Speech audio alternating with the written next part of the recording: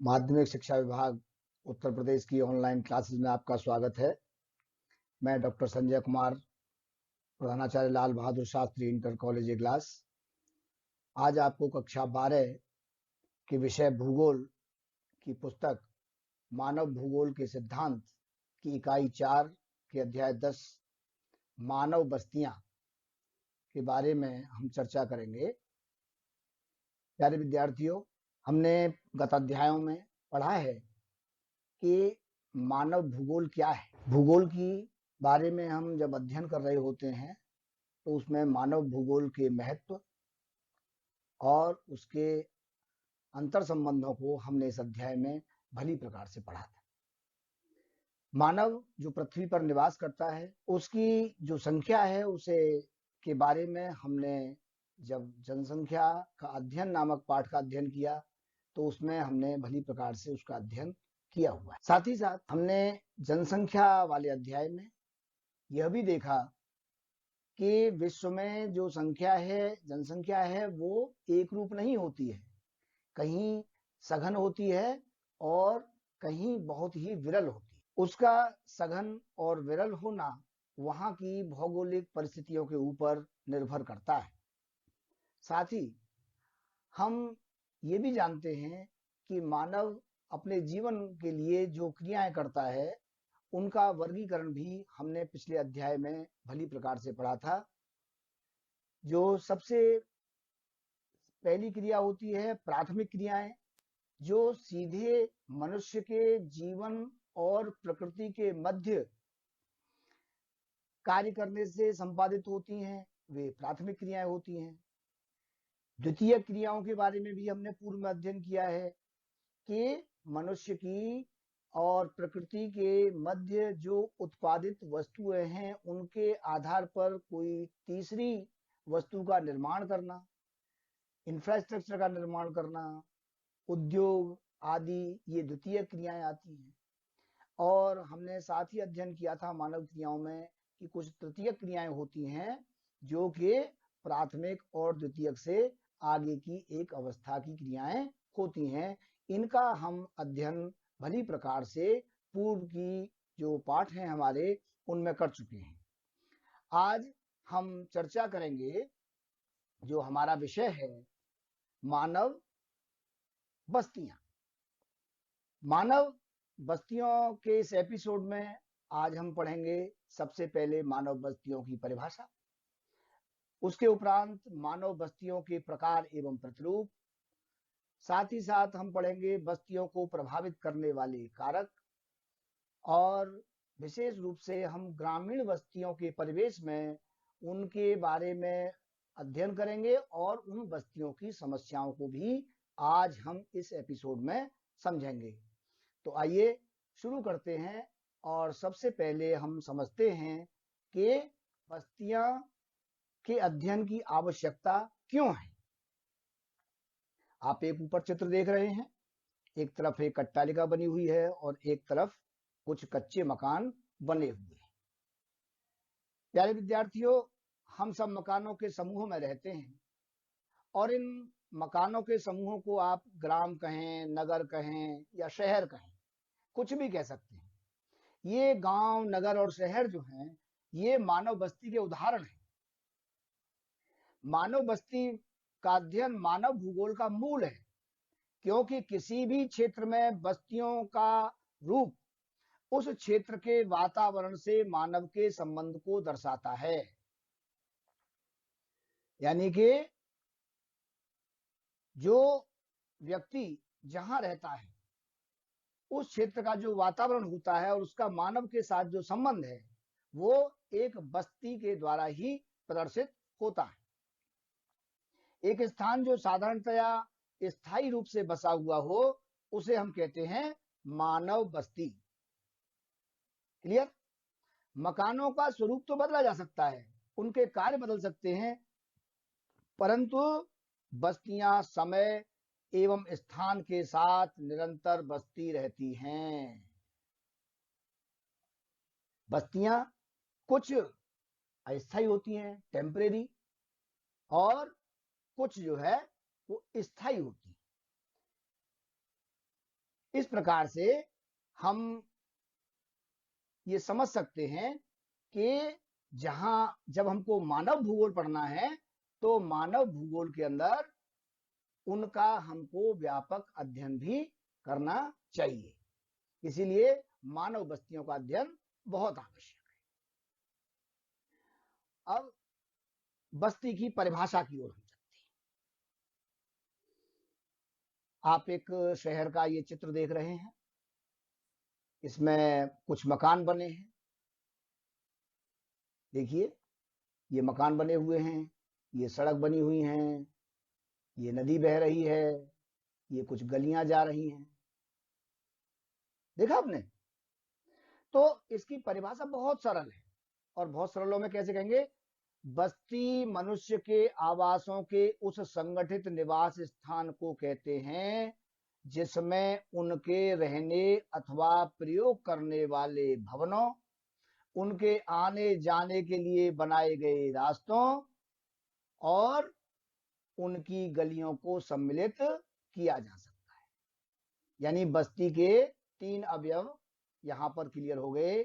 सबसे पहले, बस्ती वो संगठित निवास है जहां पर भवन हो, जहां पर रास्ते हों और जहां पर गलियां हों। इन तीनों का अध्ययन बस्ती के अंतर्गत किया जाता है। क्लियर? अब हम बात करते हैं बस्तियों के वर्गीकरण की। बस्तियों को नगर और गांव, बड़ी आसान से 2 तरीके से हम इसका विभाजन कर लेते हैं, 2 आधार पर। लेकिन ये एक बड़ी समस्या ये है कि हम किसको गांव कहें और किसको नगर, इसको लेकर के कोई मतैक्य नहीं है। दुनिया के अलग अलग देशों में इसके बारे में अलग अलग व्याख्याएं हैं। यद्यपि जनसंख्या को इसका मापदंड हो सकती है, जहां ज्यादा जनसंख्या है वो शहर, जहां कम जनसंख्या है वो गांव। लेकिन कितनी संख्या पे हम शहर कहेंगे, कितनी संख्या पे गांव कहेंगे, इसकी कोई सर्वव्यापकता नहीं हो सकती है। क्योंकि आप देखिए, दुनिया के अंदर कुछ देश तो ऐसे हैं, भारत और चीन जैसे देश हैं, जहां पर इतनी सघन आबादी है कि वहां पर बहुत से गांव भी इतने बड़े हैं जितने बड़े कि यूरोप और अमेरिका में और बड़े बड़े जो देश हैं उनमें जितनी जनसंख्या पर नगर होते हैं उससे ज्यादा जनसंख्या भारत के गांवों में पाई जाती है। तो इस प्रकार से ये हम एक 2 चित्र देख रहे हैं, ये ग्राम का चित्र है और ये नगर का चित्र है। तो इस तरीके से हम वर्गीकरण तो करते हैं, लेकिन इसमें सार्वभौमिकता नहीं होती। तो फिर कैसे करेंगे? अब देखिए, एक टाइम था पहले कि जो गांव के निवासी होते थे उनका जो मुख्य उद्यम था, जो काम था, वो कृषि करना। और कृषि क्या है? पिछले चैप्टर में आपने पढ़ा कि प्राथमिक गतिविधि में लिप्त रहना। लेकिन वर्तमान में क्या हो रहा है कि विकसित देशों की नगरीय जो जनसंख्या है वो कार्य तो शहर में करती है, लेकिन वो क्योंकि वहां पे पॉल्यूशन ज्यादा है तो वो रहना पसंद करती है गांवों में, काम करेगी शहरों में और रहेगी गांवों में।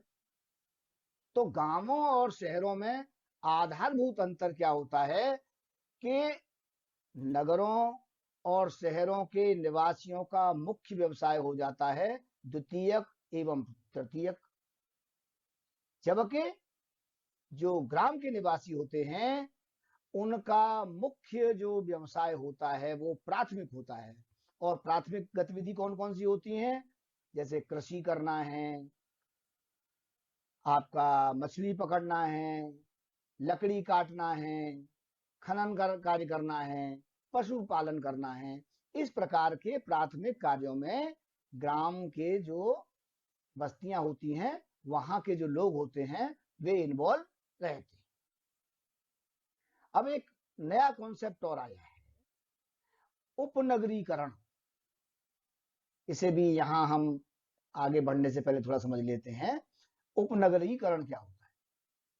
ये एक नई प्रवृत्ति है जिसमें मनुष्य शहर के घने बसे क्षेत्रों से हट करके रहन सहन की अच्छी गुणवत्ता की खोज में शहर के बाहर स्वच्छ एवं खुले क्षेत्रों में जा रहे हैं। और ये कहाँ बस रहे हैं? शहरों के समीप ऐसे महत्वपूर्ण उपनगर विकसित होते जा रहे हैं और वहां से हजारों लोग अपने कार्यों के लिए, जो कार्य प्राथमिक नहीं है, द्वितीयक एवं तृतीयक हैं, उन कार्यों के लिए शहरों की ओर जाते हैं। क्लियर? चलिए अब हम बात कर लेते हैं बस्तियों को समझने के लिए। तो अब हम कैसे उनके प्रकारों को कैसे डिफाइन करेंगे और उनके प्रतिरूप क्या होते हैं। बस्तियों का जो वर्गीकरण है वो उनकी आकृति एवं प्रतिरूपों के आधार पर किया जाता है। आकृति के आधार पर अगर हम उसका वर्गीकरण करें तो बस्तियां दो प्रकार की होती हैं। सबसे पहला जो रूप होता है संगत बस्ती, गुच्छ बस्ती, गुच्छे के रूप में, एक बंच के रूप में।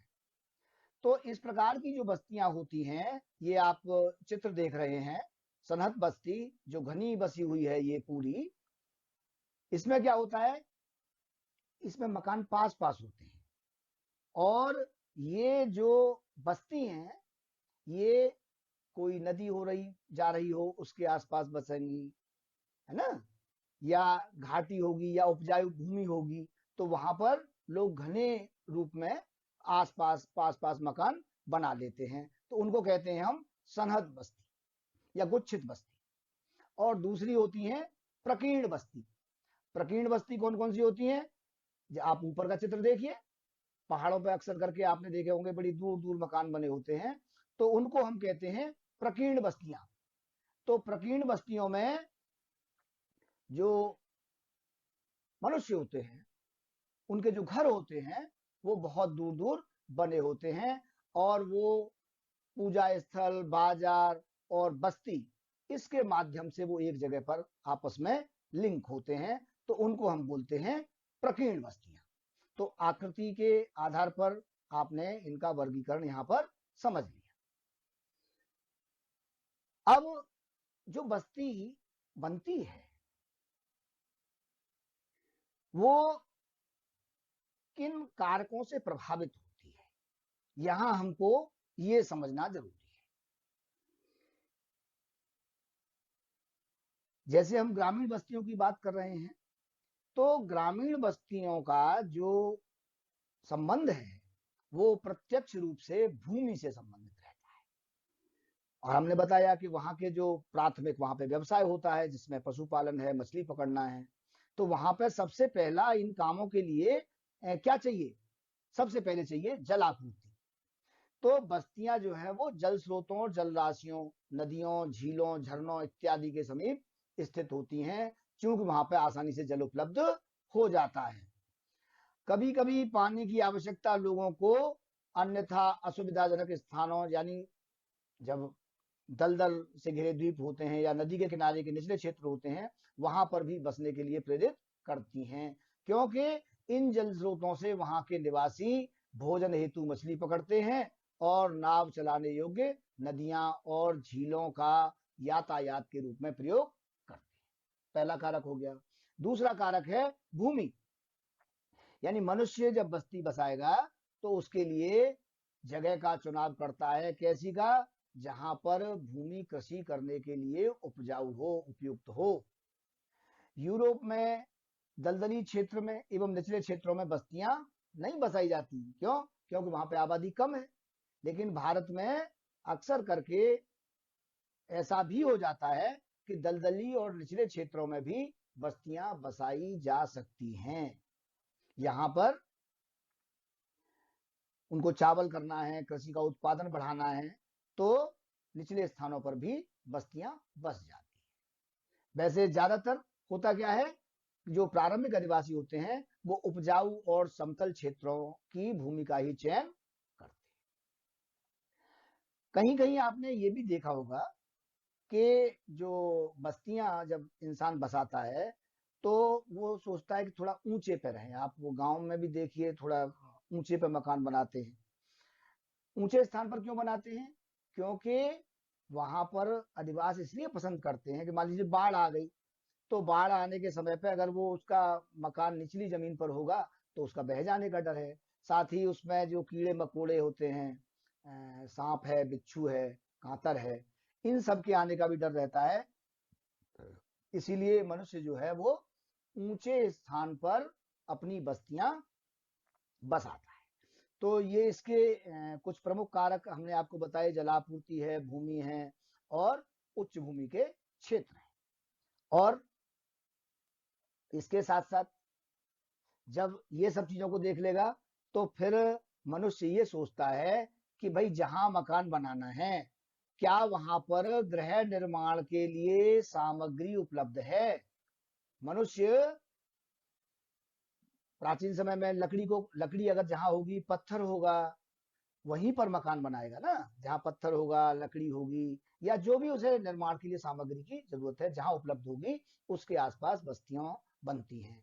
तो और एक और बहुत महत्वपूर्ण चीज है कि जो जिस स्थान पर बस्ती बनती है, क्या उसकी सुरक्षा की वहां पर व्यवस्था है? बस्तियां सुरक्षित क्षेत्र में, क्योंकि मनुष्य जो है वो जहां निवास करता है वो सुरक्षित होनी चाहिए। यानी युद्ध, पड़ोसी देशों के उपद्रवी होने की स्थिति में सुरक्षात्मक पहाड़ियों एवं द्वीपों पर वो अपने घरों को बसाते हैं। अब भारत में आपने देखा होगा, अधिकतर दुर्ग जो बने होते हैं वो ऊंचे स्थानों और पहाड़ियों पर ही बने होते हैं। वो केवल इसलिए बनाए जाते हैं कि वहां तक चढ़ने के लिए कोई भी अगर दुश्मन आएगा तो उसको वो लोग वहां से आसानी से देख सकते हैं, और आदमी मतलब जो उनकी सुरक्षा वहां पर सुनिश्चित हो। क्लियर? कुछ बस्तियां वर्तमान में नियोजित बस्तियां बन रही हैं, प्लांट बस्ती। इनको ये स्वयं नहीं बस्ती, इनको सरकार कभी सोचती है कि भाई ठीक है, यहाँ पर बहुत ज्यादा क्षेत्र है और यहाँ पर बस्तियां नहीं है, तो सरकार एक प्लानिंग के तहत उन बस्तियों को विकसित करती है। जैसे आपने भारत में राजस्थान में इंदिरा गांधी नहर परियोजना सरकार ने शुरू की, और उसके शुरू होने से क्या हुआ कि वहां पर जल की उपलब्धता हो गई, तो लोगों ने वहां पर निवास करना प्रारंभ कर दिया। इस प्रकार वहां पर एक प्राथमिक क्रिया प्रारंभ हो गई। पहले जल नहीं था, इंदिरा गांधी नहर बना दी, तो वहां पर ये इस प्रकार की जो बस्तियां होती हैं वो प्लांट वे में होती हैं, और इनमें आवास, पानी और आदि जो इंफ्रास्ट्रक्चर की आवश्यकता होती है वो सरकार अपने तरीके से मुहैया कराती है। क्लियर? अब हम समझते हैं ग्रामीण बस्तियों के प्रतिरूप। ग्रामीण बस्तियों के प्रतिरूप मकानों की स्थिति किस प्रकार एक दूसरे से संबंधित है, ये प्रतिरूप के अंतर्गत पढ़ा जाता है। प्रतिरूप यह दर्शाता है कि मकानों की स्थिति किस प्रकार एक दूसरे से संबंधित है। गांव की आकृति एवं प्रसार को प्रभावित करने वाले कारकों में गांव की स्थिति, समीपवर्ती स्थलाकृति और क्षेत्र का भूभाग होता है, वो प्रमुख स्थान रखते हैं। तो इनके आधार पर ग्रामीण बस्तियों का वर्गीकरण कई मापदंडों के आधार पर होता है। सबसे पहले विन्यास के आधार पर। विन्यास के आधार पर कैसे? कोई पठार जमीन पर बना हुआ है तो पठारी ग्राम कहेंगे। कोई किसी नदी के तट पर बना हुआ है तो तटीय ग्राम। कोई जंगल के ऊपर डिपेंडेंट है, जंगल में है, तो वन ग्राम। रेगिस्तान में है, मरुस्थल ग्राम। तो ये तो उसके विन्यास के आधार पर होगी। दूसरा, कार्य के आधार पर बस्ती बनती है। जैसे कि मछुआरों की बस्ती, मछुआरों का गांव जहां पे मछली पालन होता है। लकड़हारों का गांव जहां पे लकड़ी के काटने का काम होता है। और पशुपालकों का गांव जहां पे पशु पाले जाते हैं। तो इस तरीके से वो कार्य के आधार पर गांवों का, बस्तियों का वर्गीकरण किया जाता है। और एक तीसरा भी बड़ा महत्वपूर्ण ये एक आधार है कि बस्ती जो है वो उसकी आकृति किस प्रकार की है, यानी आकृति के आधार पर बस्तियों का वर्गीकरण। आकृति आप समझ रहे हैं कि रेखीय है, आयताकार है। चलिए हम चित्रों के माध्यम से समझते हैं, थोड़ा सा इसे और बेहतर समझ तरीके से समझेंगे। ये देखिए आप, रैखिक प्रतिरूप का ये चित्र बनाया है। इसमें आप देख रहे हैं ये मकान बने हुए हैं लाइन से, एक रेखा में सीधे, ये बीच में होकर के ये रास्ता भी हो सकता है, रेलवे लाइन भी हो सकती है, यानी एक रेखा में बसे हुए जहां मकान होते हैं वो हो गया उसका रैखिक प्रतिरूप। और दूसरे कौन से होते हैं, ये देखिए दूसरा है चौकपट्टी। ये देखिए आप, एक चौराहा बन गया, चौक सामान्य भाषा में, क्रॉसिंग। अब इधर मकान बने हुए हैं, ये जो दिखाई दे रहे हैं आपको, ये मकान बने हुए हैं, ये सब मकान बने हुए हैं, ये सब मकान बने हुए हैं, यानी चार रास्तों पर आकर के मिल रहे हैं, तो इसे हम बोलेंगे चौकपट्टी प्रतिरूप। एक होता है टी पट्टी, टी आकार प्रतिरूप, यानी देखिए ये बन गया टी, इसके इधर मकान बने हुए हैं सीधे अलग अलग, और ये यहाँ पर टी अंग्रेजी का बन गया, उसके नीचे इस तरीके से मकान बने हुए हैं। इसी में एक ये देखिए आप, ऐसे इस एंगल से देखिए, ये क्या बन गया, वाई। तो टी आकार का प्रतिरूप होता है, वाई आकार का प्रतिरूप होता है। और कुछ बस्तियां तारे के आकार की होती हैं। यहाँ देखिए आप, ये बहुत से गलियां यहाँ करके बहुत से मार्ग मिल रहे हैं और यहाँ पर मकान बने हुए हैं, तो ये बोला जाता है तारे के आकार का प्रतिरूप। तो इस प्रकार से हमारे समझ में आ गया कि किस प्रकार से ये प्रतिरूप बस्तियों के होते हैं। और आगे बढ़ते हैं और बस्तियों के प्रतिरूपों को समझते हैं। कुछ बस्तियां आपने देखा होगा, तालाबों के किनारे, बड़ी बड़ी झीलों के किनारे बस्ती हैं, तो वहां पर क्या होता है, उसके चारों तरफ बस्ती बन जाती है, तो वो बोली जाती है वृत्ताकार प्रतिरूप। जैसे नैनीताल, नैनी झील के चारों तरफ बन गया। एक और नई टर्म है दोहरा प्रतिरूप। दोहरा प्रतिरूप के अंतर्गत कौन सी बस्तियां आती हैं, यानी कि अगर कोई नदी के दोनों किनारों पर कोई बस्ती बस जाती है और बीच में कोई पुल है, तो बस्ती का नाम तो एक है और उसके पुल के दोनों तरफ वो बस्ती एक ही नाम से जानी जाती है, तो उसे हम कहते हैं दोहरा प्रतिरूप। यहाँ आप देख रहे हैं, ये कोई एक नदी जा रही है, ये एक मार्ग है, इस पर ये पुल बना हुआ है, पुल के इस तरफ भी बस्ती है और इस तरफ भी बस्ती है। ऐसे अनेक उदाहरण आपको आसपास देखने को मिल जाएंगे। खुद आप दिल्ली देख लीजिए, यमुना नदी के दोनों तरफ दिल्ली बसी हुई है, ठीक है। अब इसमें एक चीज और यहाँ पर हम थोड़ा स्पष्ट कर देते हैं, स्थान और स्थिति। आपने वर्गीकरण समझ लिया, प्रतिरूप समझ लिया, प्रकार समझ लिया, स्थान और स्थिति में अंतर को भी समझना हमारे लिए, मानव बस्तियां का जब हम अध्ययन कर रहे हैं तो बहुत जरूरी है। स्थान किसी स्थल अथवा वस्तु अथवा घटना की ज्यामितीय विधि से घोषित सटीक जानकारी, यानी मानचित्र पर अगर हम कहेंगे कि कौन सा साइट कहां पर है, तो हम बोलेंगे इतने अक्षांश और इतने देशांतर पर स्थित है, तो वो तो हो गया उसका स्थान। और स्थिति क्या आएगी, जैसे अंग्रेजी बोलते सिचुएशन, तो सिचुएशन उस स्थान की बारे में मानव निर्मित अथवा प्राकृतिक विशेषताओं को भी जब हम शामिल कर लेंगे तो हम उसे कहेंगे स्थिति। ये एक महत्वपूर्ण प्रश्न है, कभी कभी ये एग्जाम में भी आ जाता है, इसीलिए मैंने यहाँ पर इसको स्थान और स्थिति के अंतर को आपको स्पष्ट किया है। तो चलिए अब हम समझते हैं ग्रामीण बस्तियों के बारे में। हमने जो जाना है, अब ग्रामीण बस्तियों की कुछ समस्याओं को हम यहाँ पर अध्ययन कर लेते हैं।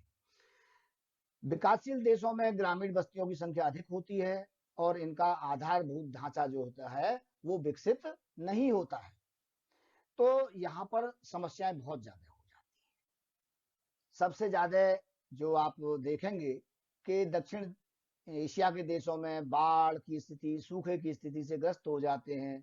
वहां पर सिंचाई के साधन भी कम हैं, तो ये बहुत सी परेशानियां जो ग्रामीण बस्ती हैं उनके अंतर्गत बनी रहती हैं। जो पहाड़ी क्षेत्र हैं वहां पर पेयजल के लिए लंबी लंबी लोगों को दूरियां तय करनी पड़ती हैं। ये भी एक बहुत बड़ी ग्रामीण बस्ती की समस्या है।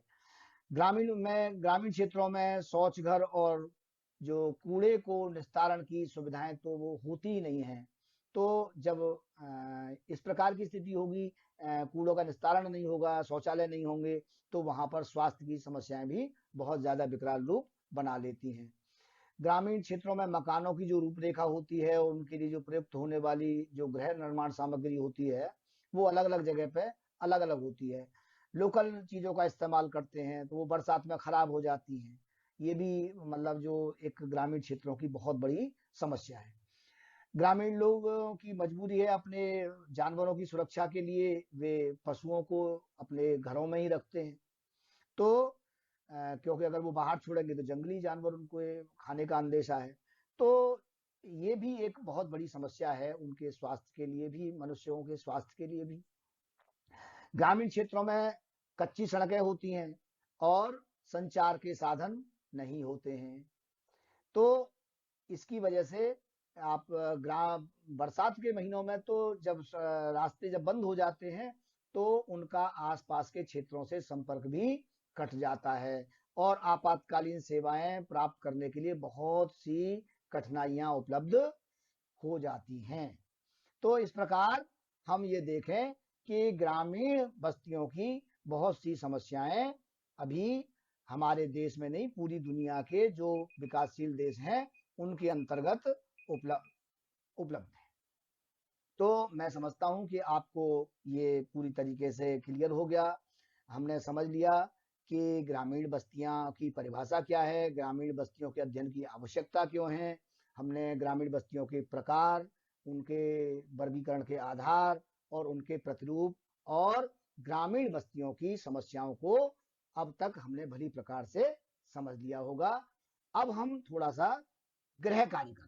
तो आपके सामने हम पहले कुछ दो बहुविकल्पीय प्रश्न हैं, उनमें से जो 4 विकल्प दिए हुए हैं उनमें से आपको किसी एक को टिक करना है। उसके साथ साथ अगले प्रश्न में आपको जो हमने प्रश्न दिए हुए हैं उनके आप अपनी कॉपी के ऊपर अपने उत्तर लिखेंगे और उत्तर लिखने के बाद अपने गार्जियन के माध्यम से विद्यालय में या स्वयं जा करके अपने गुरुजी को लिख करके पहुंचा देंगे। चेक कराइए। निश्चित रूप से ये जो आज का हमारा पाठ हमने जो पढ़ा है ग्रामीण बस्तियों के बारे में, ये पहला भाग था। दूसरे भाग में हम नगरीय बस्तियों की तरफ बढ़ेंगे। तो मैं समझता हूँ कि ये पाठ आज आपको समझ में आ गया होगा और ये गृह कार्य को आप लोग भली प्रकार से अपनी कॉपी पर कर कर विद्यालय में जमा कराएंगे। इसी के साथ मैं डॉक्टर संजय कुमार आज आपसे विदा लेता हूं और मैं उम्मीद करता हूं कि आपको ये पाठ भली प्रकार से समझ में आ गया होगा। धन्यवाद।